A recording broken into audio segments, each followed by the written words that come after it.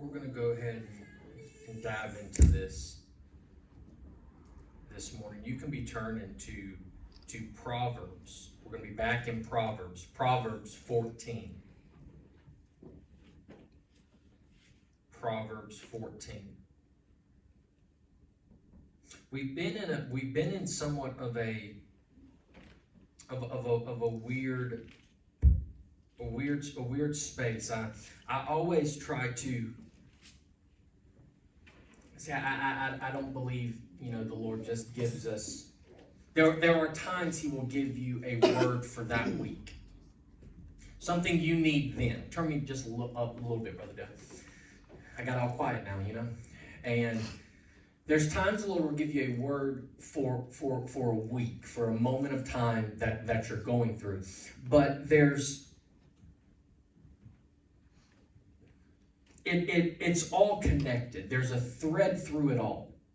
The Lord doesn't mix words, doesn't mince words. He says what He means and means what He says. And what always fascinates me is, because I don't necessarily, I don't pick what to preach.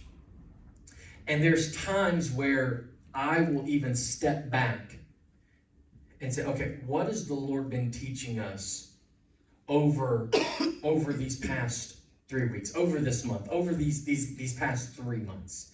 And it's a way to kind of follow the mind of God. And I do this quite regularly. Every message that is taught and preached from here, it's all cataloged. It's backed up in 3 different ways. Two of the ways is digital. One of the ways is on paper, and it's all date by everything. So that way, I can go back and, like I said, able to kind of follow the thread of what God is telling us. Does that make sense? And here recently, He's had us in this place of understanding somewhat, and maybe even just, I know we haven't dived deep in any teaching of it, but somewhat of just an introductory kind of just giving language to us of our soulish realm, understanding that part of us that has been designed by God and part of our ontological existence. We've touched base on that some and brought a little bit of light to that. But through that, He then began speaking to us about joy. And how not having joy held hostage by current circumstances. And then even last week, when we were jumping out of Proverbs 25, verse 2, where it tells us that it is the glory of God to conceal a matter, but the glory of kings is to search out a matter. He's helping us reframe as well how we see those circumstances. So evidently the Lord is really helping us disconnect the power that we've given current circumstances so that we can operate in joy. And it's not just our definition of joy. The Bible says that Jesus gave His peace. He said, peace I give you, not as the world gives, but I give you. It's His peace, just like it's His righteousness that He gives us. And it's His joy as well. And the Bible says that the joy of the Lord is our strength. So there's a component in this that evidently right now in real time he's teaching us. And the way that he's doing that is like I said, talking to us about soulish realm, kind of big picture, and then like a surgeon pulling out some specifics with circumstances not having tied to this, how reframing a lot of how we interpret and view circumstances. I've learned part of that reframing that He's doing with circumstances is bringing light to that.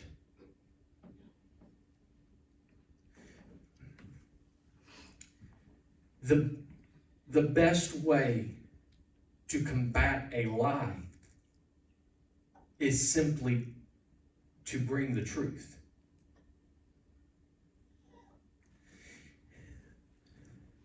the best way to correct vision, change what you see, is to fix the lens you're looking through.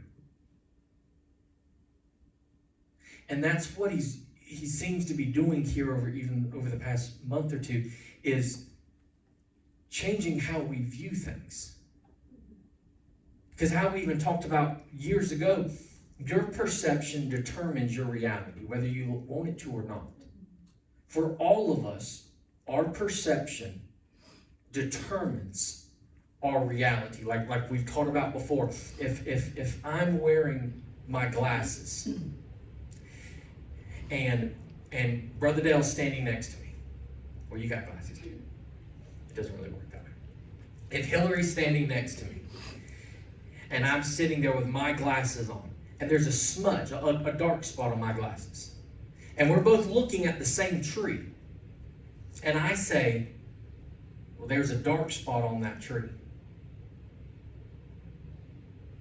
Hillary seeing it without any tainted lens says, no, there's not. To me, my reality is based upon my perception. I am perceiving a dark spot on that tree. But it's not actually there. It's on my lens. It's the way that I see things. And how we view circumstances, even talking about where we taught out of Mark 4 about going to the other side, even understanding how, if Jesus went through a storm, why do we think we're not going to go through storms? Even just understanding circumstantially how to view those is a really big deal. And I feel the Lord wanting us to stay somewhat on that topic. Last week out of Proverbs 25, verse 2, we talked about how the Lord hides not from us, but for us. And we taught about some of that, of how there's things that we view as one thing, but like with the example we gave about, the Easter egg hunt. There's times where there's, like when we had the Easter egg hunt at our house, there was a prize inside of the egg, and where it was actually hidden was based upon the children's maturity age, and what was also in it was based upon how their development. The older ones didn't want candy, they wanted money. The younger ones needed it easier to find, stuff like that, and how we taught about some of the what that is hidden, that things that we view as eggs are actually inside of it carry some of the answers that we need from the Lord. But this morning, what I feel from the Lord to teach on is the where. If it's okay, this one, I don't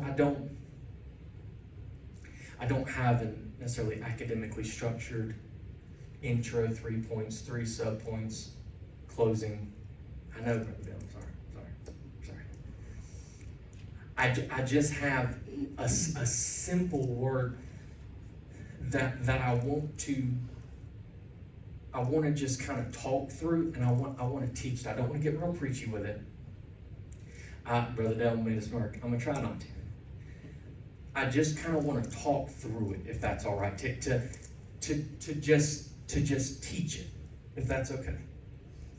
So, Proverbs 14.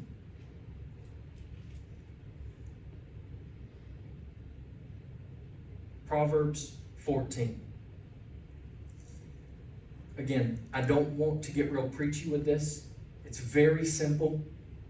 And I wanted to stick to my notes and not over-teach it or over-preach it or anything like that. But what that demands then from you all is that you lock in immediately. So that way, we can just work, because we're just going to go straight to it if that's okay. Just cut the crap and just get very direct with it, if that's all right. Proverbs chapter 14, verse 4, just one verse. Where no oxen are, the trough is clean. But much increase comes by the strength of an ox. Proverbs 14:4. Where no oxen are, the trough is clean. But much increase comes by the strength of an ox. I love this verse. What this verse, just contextually, what it's telling us is that when you don't have any ox, a trough, another word for that is manger or barn. What this verse is telling us is when there are no ox, no animals, no ox, specifically ox, in the barn, it's clean. It's nice.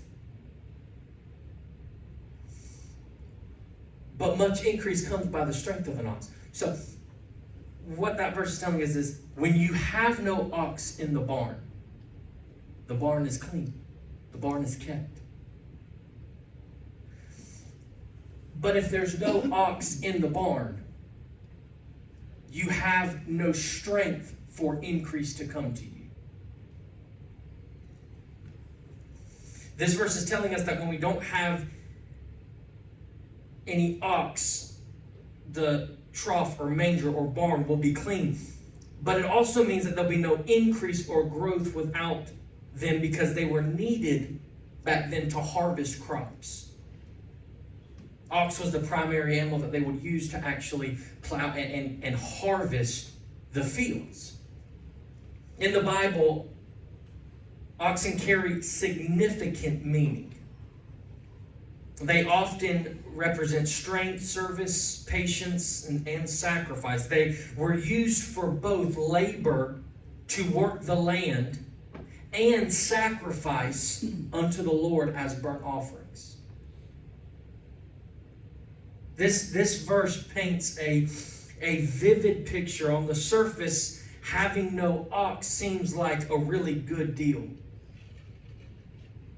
The stable is clean. No mess, no smell, no feeding schedules, no none of that. No, none of that. It's neat, it's tidy. What most would actually call being in order. But in reality, that clean stall is a sign of unproductivity. Is a sign of barrenness. The clean manger is actually a sign of emptiness. The fully put together barn is a sign of barrenness. There's no harvest, no strength, no work being accomplished. I want you to stay with me. We're going somewhere. Like I said, we won't be very long this morning. We're just jumping straight to it so I don't overteach it. So y'all need to get there with me quickly. The ox, though messy and sometimes burdensome, were essential for increase and growth. They have a very significant purpose even as it relates practically to increase. The verse is telling us when there are no ox in the barn, you don't have to worry about it getting messy.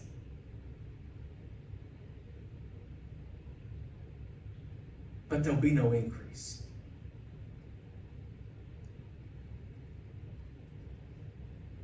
What this verse is telling us is if you won't increase, you have to understand it's going to get a little messy. You can't have both. If you actually won't increase, it's going to get a little dirty. If you don't want it to get dirty, that's fine. There'll be no ox in there. But when that happens, there'll be no increase. Because increase only comes by the strength of what those ox carry. Stay with me. People today desire lives of purpose. We all want to feel like our efforts matter in life. We want impact. We want significance. We pray for direction. We set goals. We seek destiny, all with the hope that our lives leave a mark, which is good. I believe we should live intentionally. The desire for that is good. The desire to be purposeful, I actually believe is a mark of maturity. And everybody has it in them, even at a young age. The desire for purpose, the desire to when you wake up in the morning and you feel like externally your efforts matter. I'm not talking about, we've taught about how having purpose and destiny and all that separated from circumstances. I'm not talking about that. I'm not trying to gain our worth from that. But even as a consequence of knowing who you are in the Lord and all that, there's still the desire. If anything, it gets ramped up. There's still the desire to making sure that our actions matter. That what we're doing is actually impactful. And if you're honest with yourself, there's a part of you that's struggling with that. And it's been struggling for a while and you don't know how to articulate it. And now you're in this weird, like, depression type of rut, where you feel like you're on autopilot, like you're not getting ahead, like you're not advancing in life. If anything, you feel like you're 12 steps back.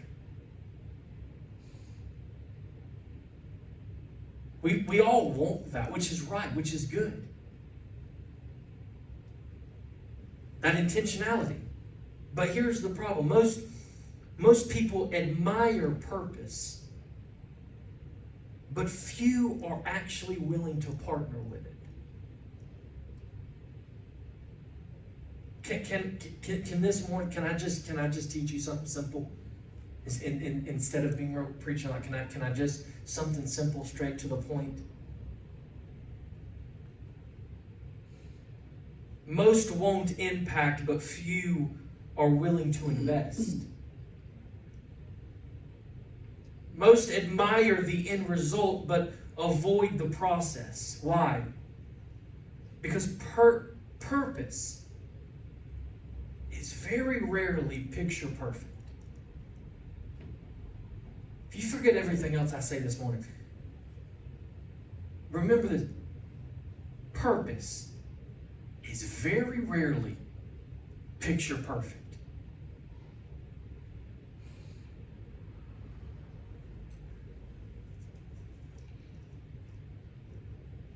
It usually doesn't look glamorous. In fact, it often comes wrapped in struggle, discomfort, and unattractive responsibility. True purpose now. Investing in real purpose doesn't look like Pinterest. Having impact, partnering with something significant, with your intentionality, with our action, doesn't look like what you see on social media. All of that's fake. There's a filter on everything. I've seen some friends I went to high school with be scrolling on Facebook. Hold up. What happened to your face? You don't look like that. You were got guys. I saw you yesterday. You don't. That's not just one filter. That's a couple filters. That's a lot of makeup and filters. It's all fake. You see the people on going on their vacations and all. My God, how are they going on vacations all the time? They're in a lot of debt. They got 4 or 5 brand new nice cars. That's awesome. What? My God. Why can't we have that? Because you want to eat. They can't eat. They can't drive. The car's sitting in their driveway. They don't have the money to put gas in them. It's.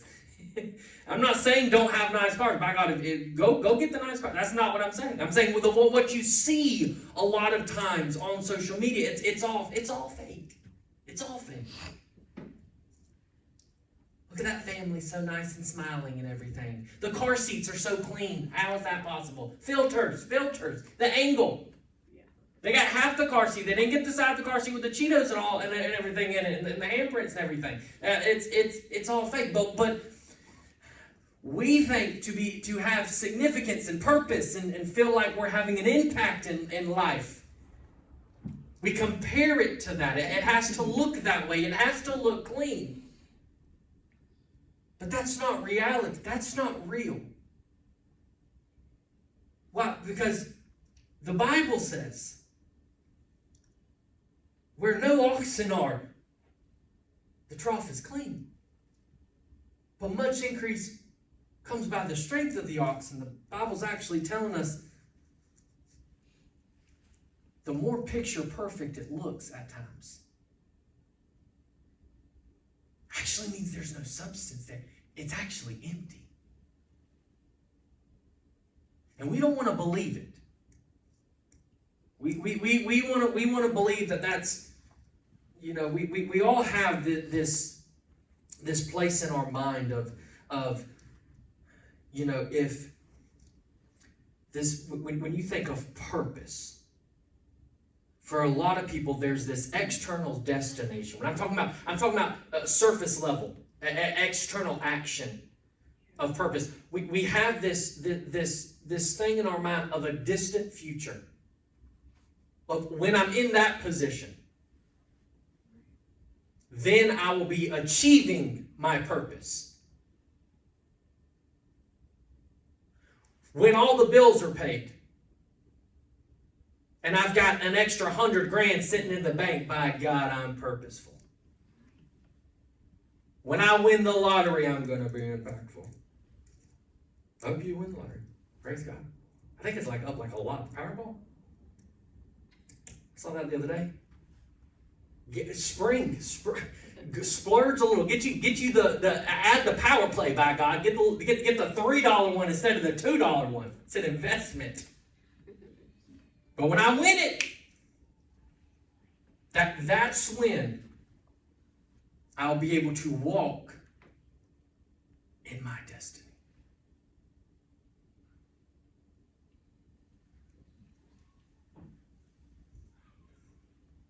I don't want to get too ahead of myself. Investing in real purpose doesn't look like Pinterest. Real purpose, investing to see a real impact for the kingdom, looks like feeding an ox.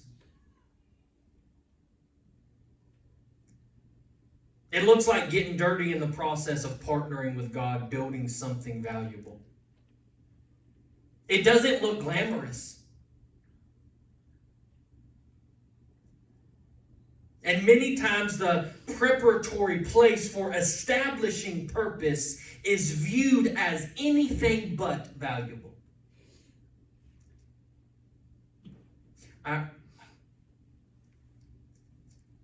My grandfather, he passed away. I'm going to be fidgeting with this for a while because I didn't set it right. It's not your fault, brother. Let me try to do that. Pull it back. No, pull. You're too close to your mouth anyway. Too close to my mouth. I always do that. I feel like y'all can't hear me, but I think you can. You can. Doing a wedding a while back in Wilmington, and they told me they had a Bluetooth, thing. I said, okay, great. And then, right before the music's about to start, that all the wedding planners were like, oh, we forgot to tell the DJ.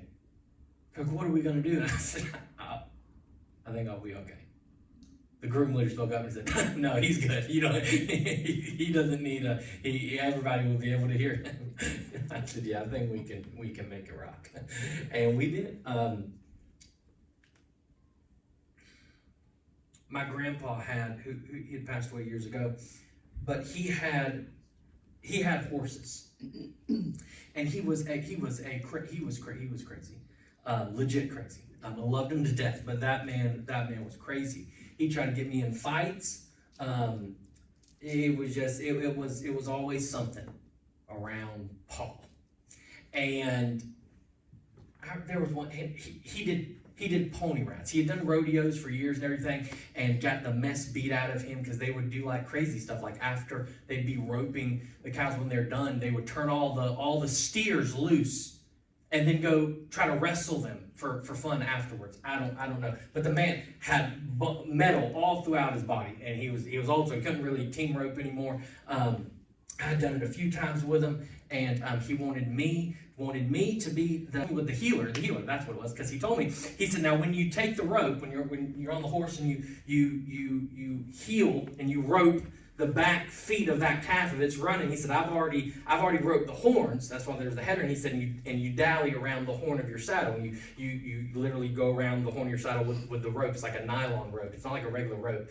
And the last one, he said, now, and he always called me preacher. He said, now, preacher, just be a little careful.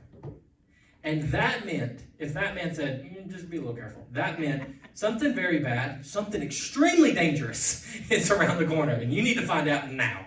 And he said, well, just don't put your thumb up and you'll be fine. And I said, nope, you need to tell me what you are talking about, you crazy old man. And he said, well, when you're dallying, if your thumb's up, he said the rope will go over your thumb, and when it pulls tight, your thumb will pop off. I said, I'm not doing this. And he said, yeah. He said, yes, you are. Get up there. He said, and the really good healers, he said, you'll see them at the rodeos, they ain't got a thumb. And I said, I don't want to be a good healer. I don't want to do this. I don't want to do this. But he would do pony rides in his later years. And these pony rides, they were, oh, that's cute, these pony rides. No, the ponies were very, it was a time. But we would do these pony rides, and he was a legitimate cowboy, and him and my grandma Diane, and we would travel around and do all these pony rides. He had four ponies, and then the quarter horse. Now the full-grown quarter horse. Now my job was to pick up all the fat kids that couldn't go on the ponies and put them on the quarter horse. Dead serious. There'd be times I'd see some kid, just walking like this over there, and I'm thinking, my God, he can't even climb into a truck. Why?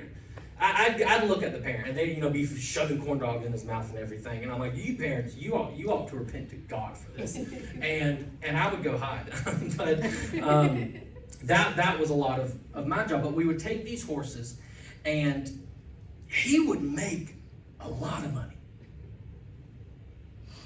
$4 a ride. That's what it was. There was 4 ponies on a ring, and a crossbar ring. They're all hooked to it, and you walked them around 7 times. And then the quarter horse, you would walk it down and back a trail that we would pick out at whatever festival. We'd go to festivals, all these things. And Patterson's Farm, he was out there every year. That was one of the main ones for forever. He would make a killing. I'm talking thousands of dollars in a day. Just throwing kids up and down off the horses. And we would go, and to get to the pony rides was a lot of work.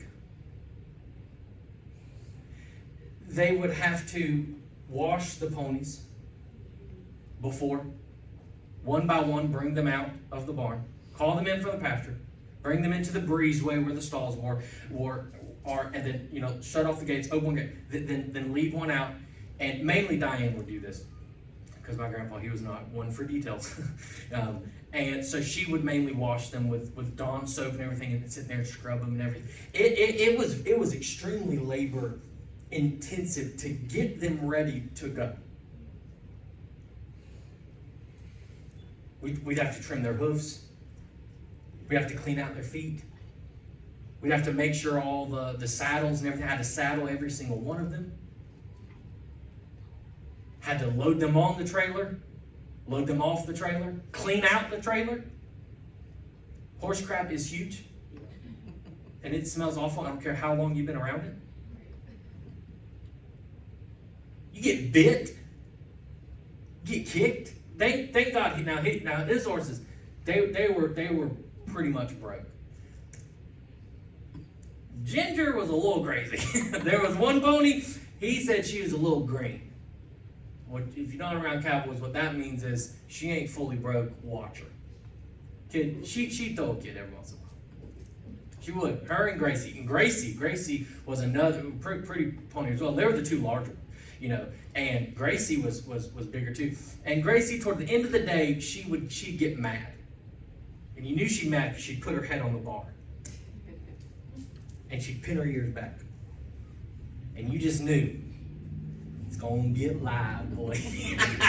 Watch out, kids. You throw a kid on there and you just hold on to them as well, because they're probably going to get thrown. You just grab them, put them back, you don't cause a scene. Kid fell off one time. I'll never forget, kid fell off one time. Fell off. And the pony said, pop. Cow kick. It's called a cow kick, where they kick from the side. Kick the kid straight in the head, pop. That little girl fell off. She hit the ground. And that horse, it scared the horse. And the horse said, pop. And she just, her whole head, pop. And my mouth dropped.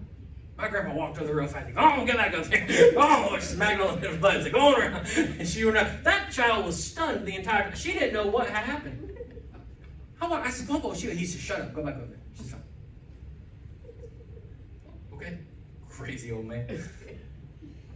Them horses were a little, they were amazingly trained. But they were still animals. And we'd go in that barn. He lived on Lake Tillery, on Troy. We'd go in the barn. I hated going in that barn. I hated it. There were so many bugs.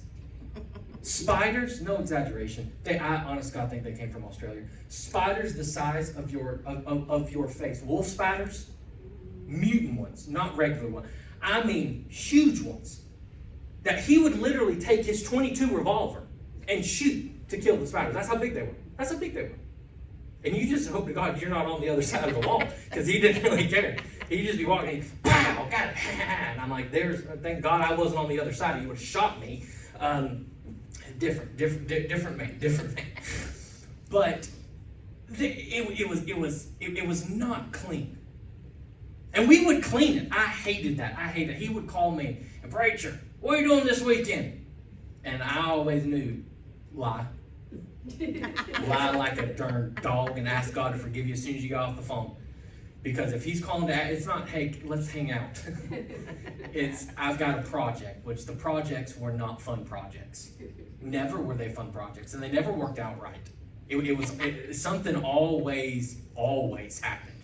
And he wouldn't tell you the full story either. You wouldn't know the full story of the project, how bad it really was, until you're in the middle of it, after you show up and been there for a while. He'd call, what are you doing this week? I'm all right, good. I've got something out in the house. Sometimes he wouldn't even care. I tell him, I can't this weekend. That's fine. You come on, it'll be about 8 o'clock at the house Saturday. Diane, get his Bojangles. They'll be waiting. Get you a biscuit. I'd say, no, Papa, I can't. All right, I'll see you later. And just hang up. And you just knew, I gotta cancel. He wants me there. It would be something. It'd be something. We were at a pony ride one time, and there was a guy. I mean, he traveled all over the pony rides, doing this, all over. There was a guy. The man was a legitimate, like, professional bodybuilder who got into this weird slingshot business, like bringing slingshots to festivals. Well, this guy decided to set his up in the spot that my grandfather had somehow, in his mind, claimed as his spot annually at this festival. And we show up, and he's mad. And he was a short man, too. I was talking short man, big old belly. Going all around. I said, well, you need to calm your darn self down. He said, he's in my way. I said, he's fine. So he goes up to the dad. He's talking to the dad, and the dad says, look, this is my son's business. I'll talk to him when you can talk to him when he gets here. I will. Come back. He said, wait till his son gets here. I'm stuck a mud hole in his tail. I said, you need to chill yourself. Next thing I know, the son shows up. This son, no exaggeration, is one full me and a half me tall. The largest human being I've ever seen in my entire life. I mean, he might have been part Nephilim. I'm just letting you know. This man walks up, and I mean, he's just like full steroids. None of the muscles are real. They're all fake. But they're strong. they're and he comes walking up, And the dad kind of smiled. The old cowboy said, "Hey, my son's right here.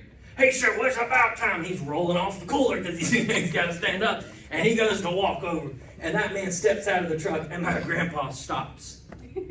I'll never forget, I was behind him, and I thought, he's going to get killed. So I start walking toward, and he turns around and looks at me, thinking I'm coming as backup.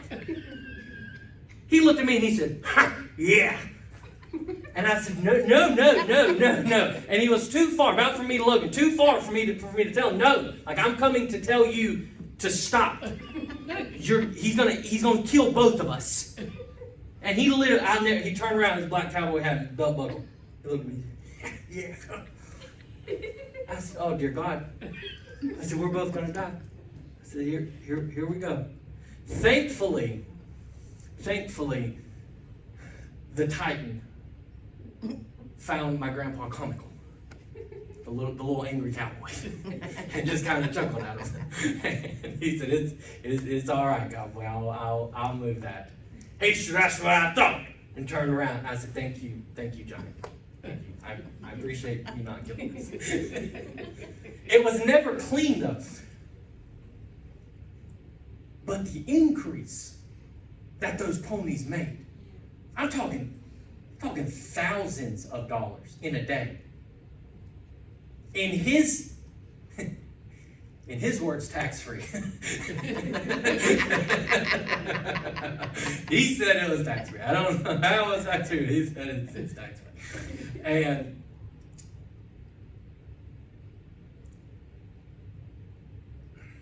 let me before I get ahead of myself.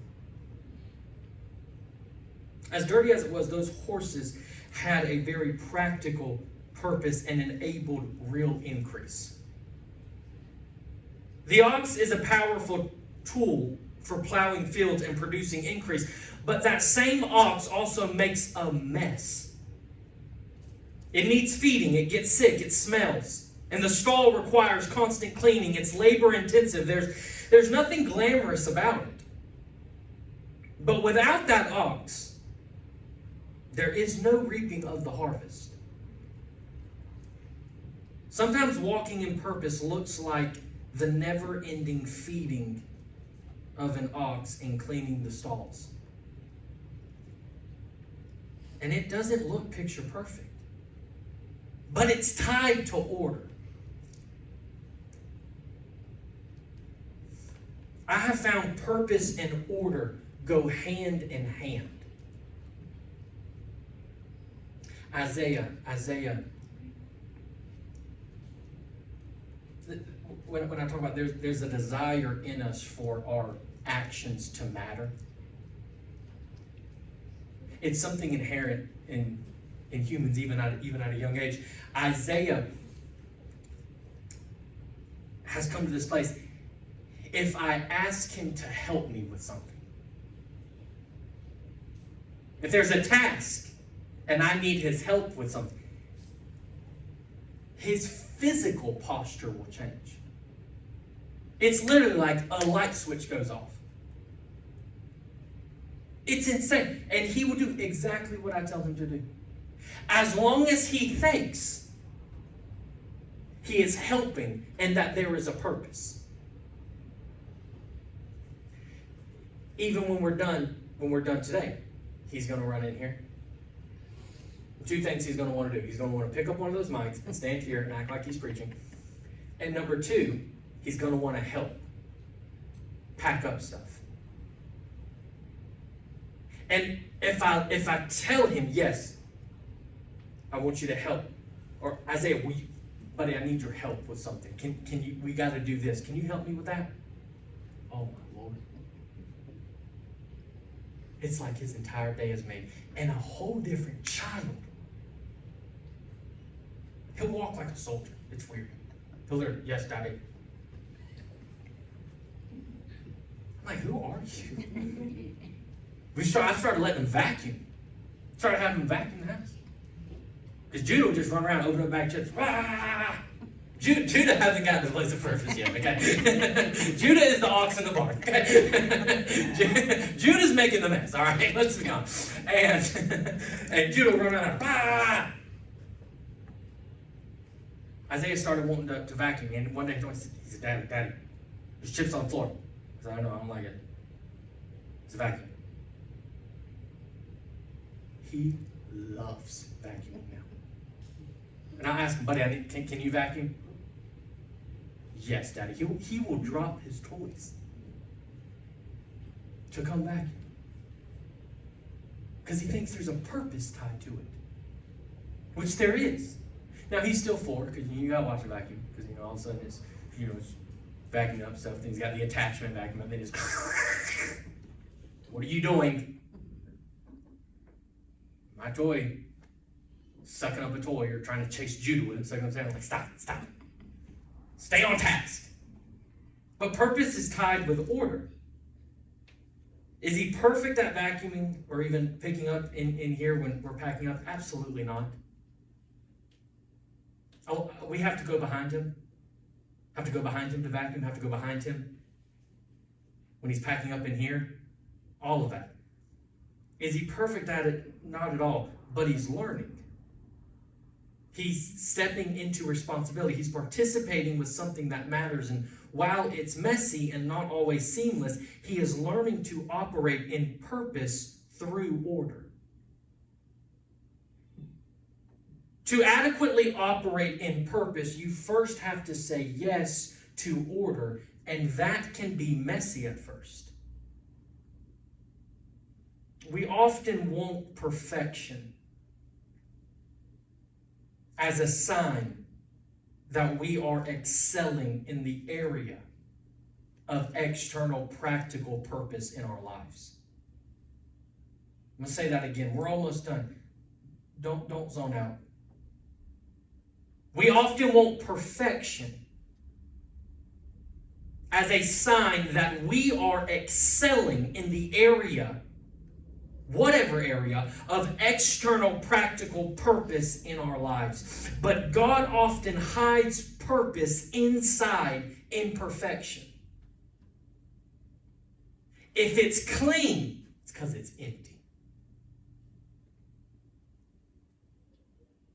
If it's clean and fully put together and nothing's messy and nothing needs work done to it, it's not producing anything. I was driving. I've talked this long just to get to this part. Literally, that's the main point of it. I was driving, and out of nowhere, the Lord spoke something to me the other week that I've been sitting on that has really challenged my perspective of things. And I'm the perspective changing guy. That's what I do. That's what I like. That's what I seek the Lord.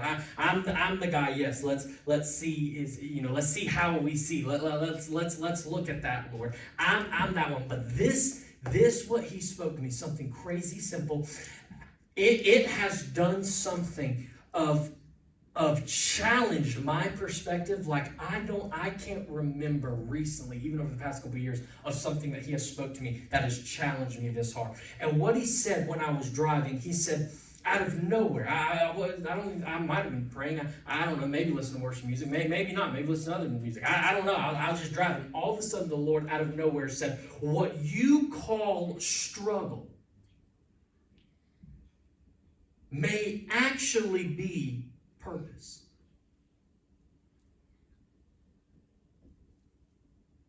What you call struggle may actually be purpose in disguise. Too often we're quick to walk away from certain responsibilities, seasons, or places just because they don't look clean and tidy. Because they don't look picture perfect. What we are calling current areas of struggle in our lives that are hard to figure out, that take a lot of energy to invest in, that you feel like you're not excelling in or advancing or moving forward in those areas. They may actually be the place of purpose. They may actually be the barn. And many times our initial reaction is to run from struggle. Take the path of least resistance. I know you may feel like you're struggling. But struggle doesn't always mean failing. Struggle doesn't mean you're failing. I believe for some this morning, you're struggling in whatever area is actually you learning to operate in purpose. Learning to tend the stalls. Learning how to keep a feeding schedule for the ox. Learning to take responsibility. Learning how to partner and invest in the infrastructure for increase. Learning how to work with something that seems to have a mind of its own.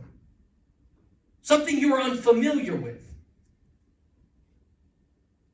It may seem like you're struggling in your marriage, but really you're learning to operate in the order of purpose.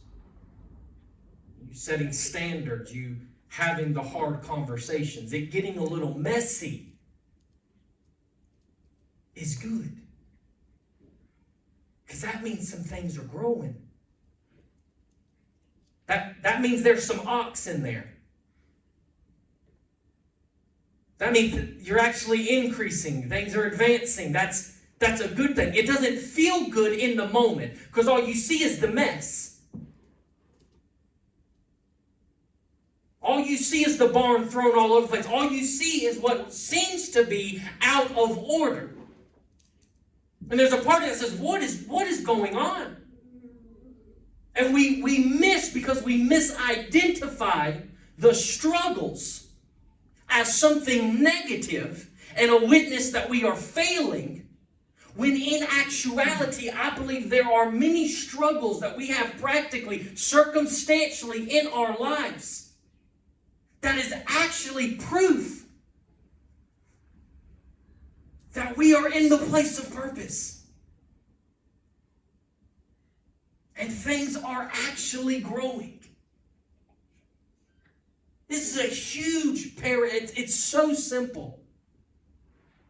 But it is a huge paradigm shift.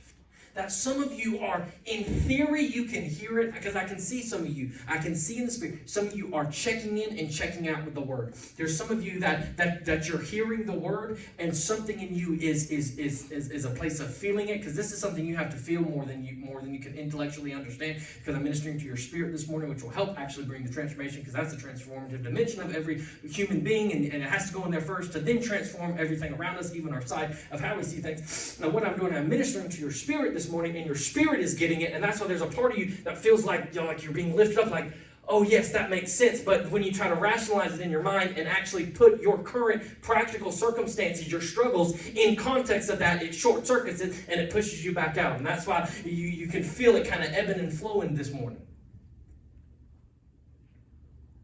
This is a huge paradigm shift of what if you saw your struggles. I shouldn't have said, I'm not talking about us struggling with sin and stuff like that.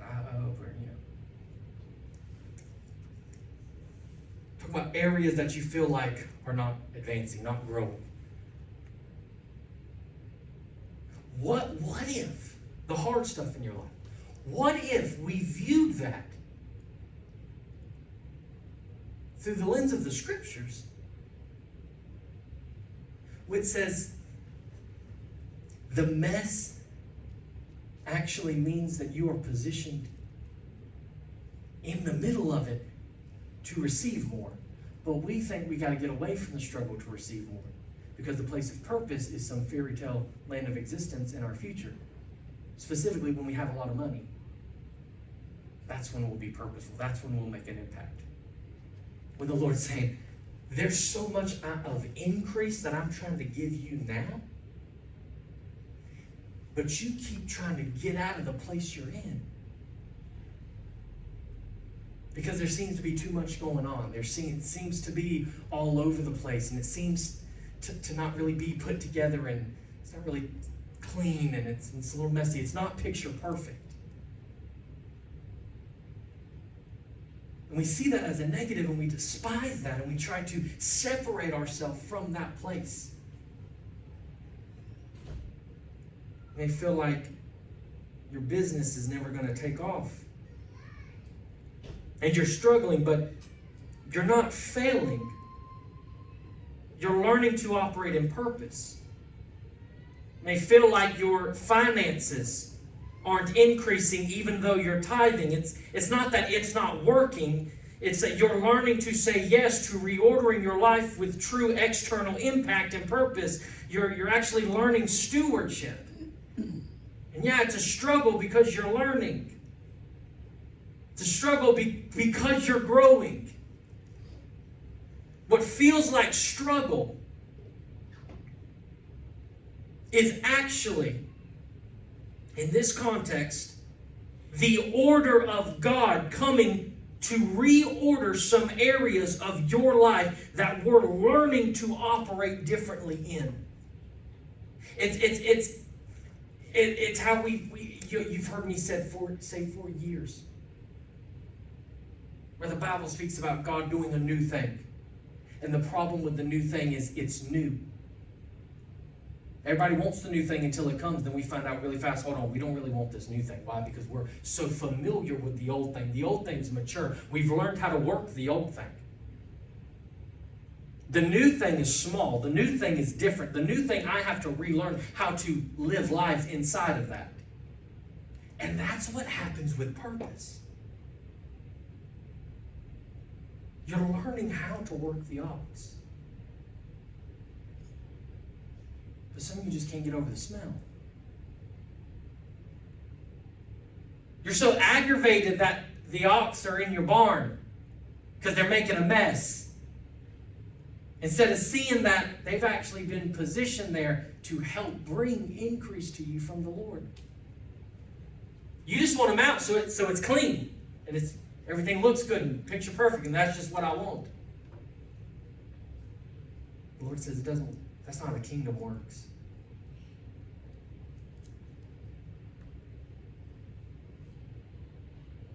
It feels like struggle is actually the order of God coming to reorder some areas of your life that we're learning to operate differently in, so that we can have the intended infrastructure and strength for the harvest that He is wanting to bring.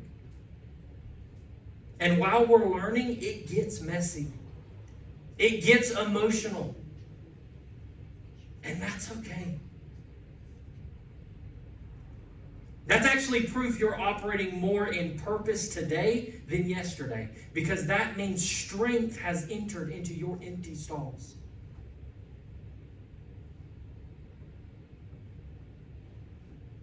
I hope you're hearing this one. The struggle's good.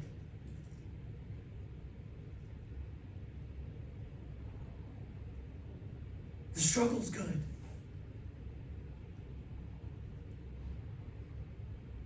The argument you have with your wife is good. Everything you said, no, maybe not good. But the fact that both of you were willing to, and no, maybe you didn't communicate the best when you did. No, maybe not.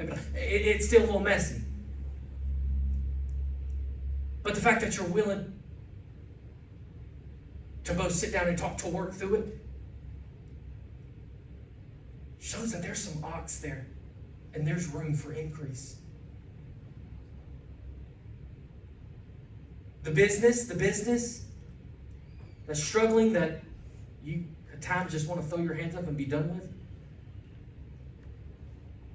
If you're struggling, it's good. It's good. Because through that struggling, the Lord's actually doing something of the internal infrastructure of that business to be able to carry the weight that He's wanting to put on it.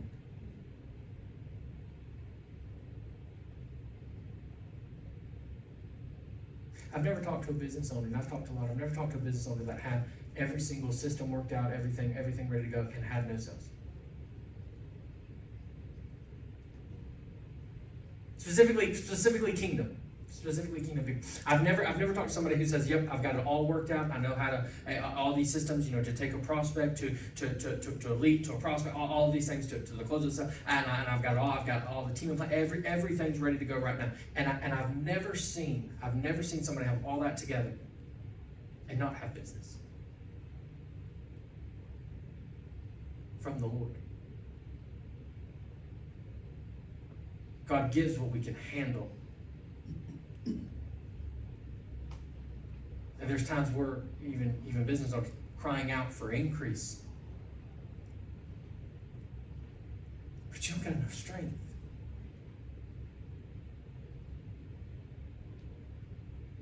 The harvest can't come there because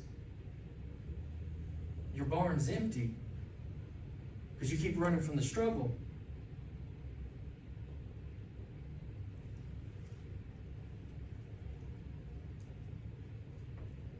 I remember praying one time.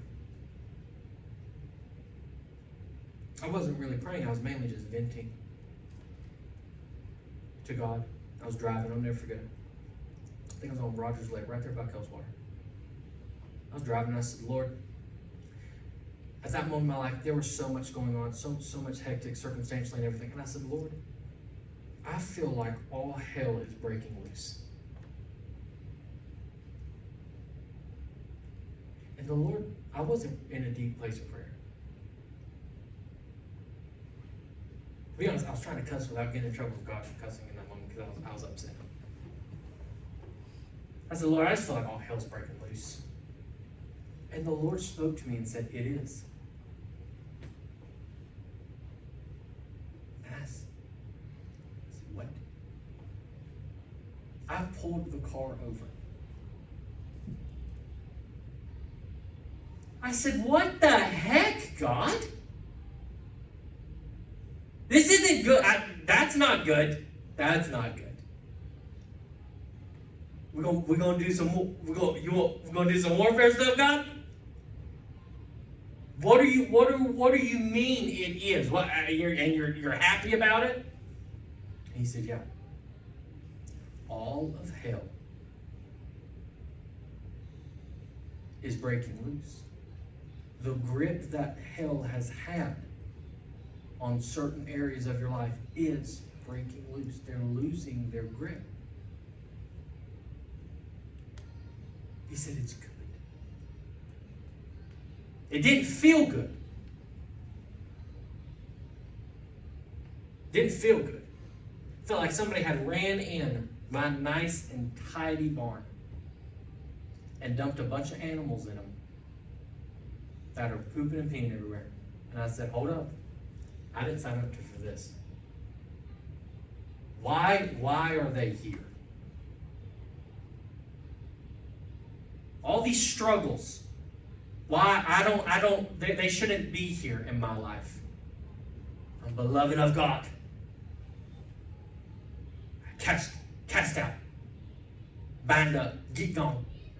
In Jesus' name. But what I thought was struggle was actually strength that God was sending me. Why? So I could step more into purpose.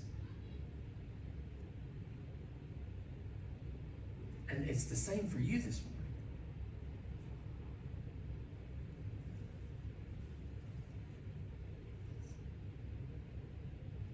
The presence of a mess doesn't mean the absence of meaning. On the contrary, the mess might actually be revealing that something valuable is being formed. God many times assigns us to what seems like troubled troughs.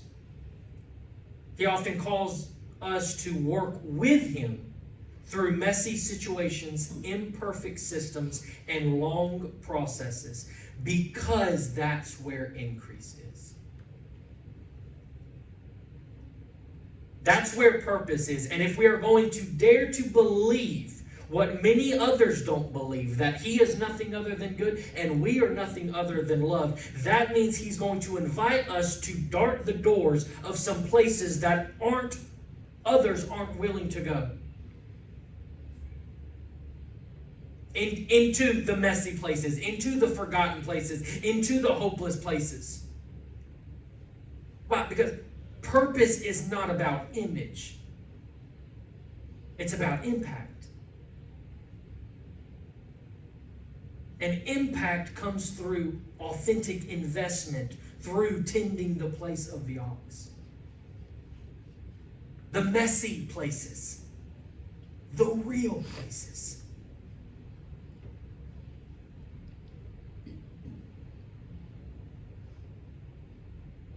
As mentioned, ox were used for sacrificial offerings unto the Lord. In addition to being used as labor to work the land, they were also used as sacrificial offerings unto the Lord. Some of us need, listen to me this morning, some of us need to sacrifice the picture-perfect image, an idol that we have constructed in our minds of how we think our life should look.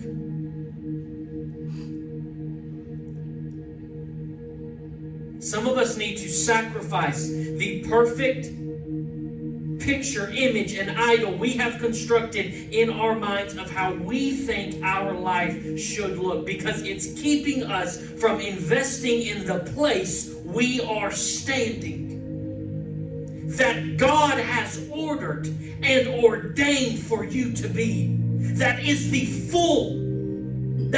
full of increase and true purpose. I know your life seems and looks messy right now. I know. You think the answer is some external thing. But just like last week, the answer's in an egg. Hidden. Not from us, but for us. And the place it is hiding is in the mess in the barn.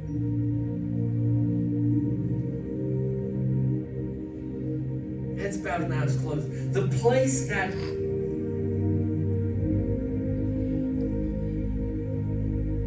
the key to the increase in the breakthrough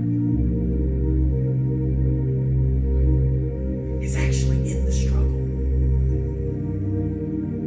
What you currently view as struggle, what you call struggle,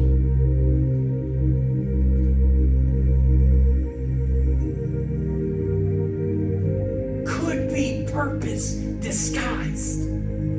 But you're so focused on needing it to look a certain way, so focused on wanting the trough to be clean,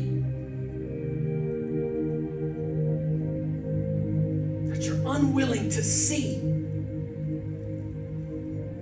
the beauty in the mess.